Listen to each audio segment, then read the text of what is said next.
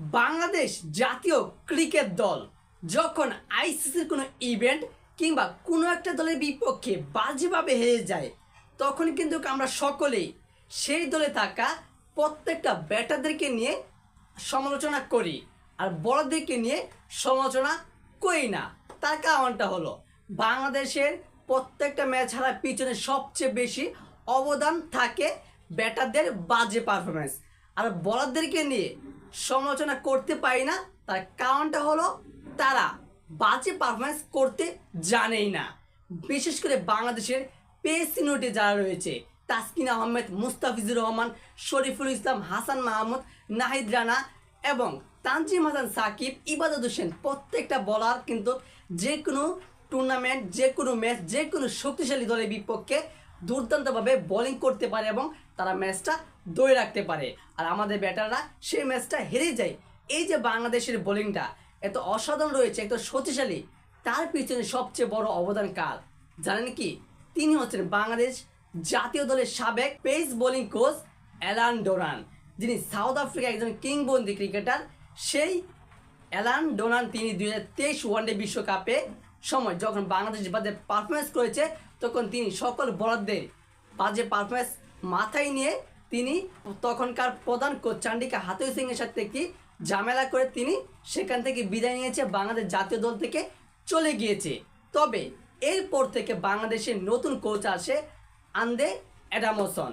এবার Andre অ্যাডামসনের Bangladesh cricket বোর্ডে প্রায় আরও 1 বছরের মধ্যে চুক্তি হয়েছে, কিন্তু সেই 1 বছর আগে তাকে ছাঁটাই করে দিবে বিসিবি, তাকে রাখবে না এবং তার পরিবর্তে বাংলাদেশ জাতীয় দলের প্রধান কোচ হওয়ার সম্ভাবনা রয়েছে পাকিস্তানের উমর গুল এবং আফগানিস্তানের শেন টেইটর।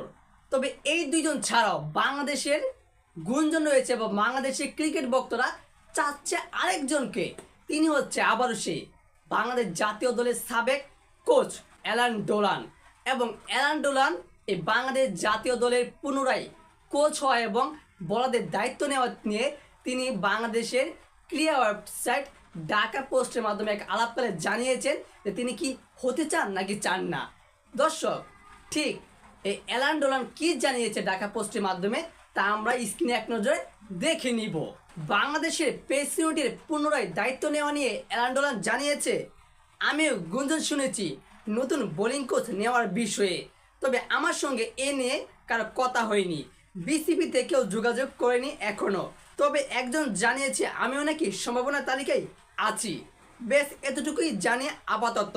দর্শক, অ্যালান ডোনানের এমন কথায় অনেকটাই বোঝা গিয়েছে তিনি আগ্রহ প্রকাশ করছে যে আমি বাংলাদেশ জাতীয় দলের প্রধান কোচের দায়িত্বটা আমি আবারও নিতে চাই এবং বাংলাদেশের বক্তরা এবং বাংলাদেশের পেস ইউনিটের ক্রিকেটাররাও ঠিক একই চান অ্যালান ডোনান যাতে আবারও আসে এবং বাংলাদেশের কোচ হয়। তবে এখনও বাংলাদেশ ক্রিকেট বোর্ড বিসিবি কিন্তু তার সাথে কোনো যোগাযোগ করেনি।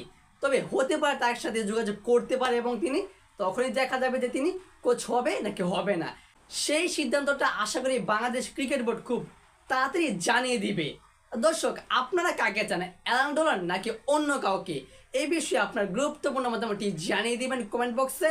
আর অবশ্যই ভিডিওটিতে লাইক দিয়ে চ্যানেল সাবস্ক্রাইব করে আমাদের পাশেই থাকবেন। ধন্যবাদ।